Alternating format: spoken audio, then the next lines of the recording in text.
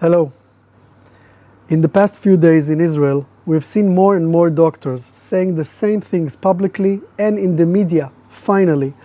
Not only are the corona wards not even close to being at full capacity, but most of the people in them are in the hospital for other reasons, other illnesses. But when they were admitted to the hospitals for other medical issues, they tested positive for the coronavirus. That is the only reason they're in there, and it has nothing to do with being sick from COVID. What those doctors fail to mention is that this has been the case from day one. In Israel, and I think also in every country that the World Health Organization has a strong hold on. From almost day one, any person who was admitted to the hospital, regardless of his or her precondition, regardless of the reason they were admitted in the first place, if their coronavirus test was positive, they were immediately admitted to the COVID ward. You could have been suffering from a brain hemorrhage, from heart attack, stroke. You could have been in a car accident. You could have been drowned in the sea. It didn't matter. If you tested positive for the coronavirus, you were admitted as a COVID patient. And if you were regarded as a severe patient, you would have been counted in the statistics as a severe COVID patient. And if you died in that corona ward, you would have been declared as a COVID death. So nothing has changed, only now they're admitting it. Most of the people who died from corona around the world had actually died with corona. This is how they took the virus and made it a pandemic. That's how they manipulate the statistics throughout these last couple of years.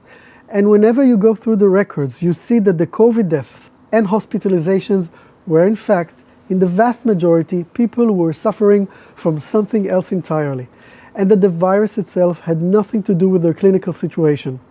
It is not just now with the Omicron, but throughout the entire pandemic. Something else to consider, especially if you read those directives that the World Health Organization issued to doctors around the world last year. Before 2020, when let's say a cancer patient contracted a flu-like virus and his weak immune system could not have handled it, and he developed, let's say, pneumonia and died, he was pronounced dead from cancer or cancer complications. But after 2020, every patient with cancer or any other severe illness that destroyed the immune system and died as a result of those complications was declared death by corona. This is a fraud.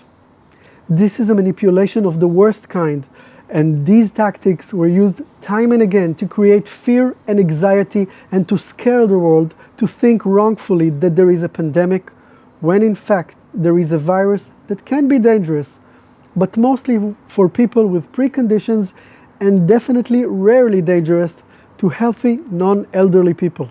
These crimes had a devastating impact on society, on our economy, and on our physical and mental health. An entire generation of children became victims of these crimes being made by our own governments and those puppeteers behind them. And the next thing that should be investigated is how much money was exchanged and by who to pump up those stats.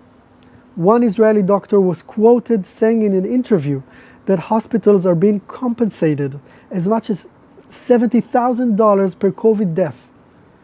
That should be investigated, and if true, that is a crime, pure and simple.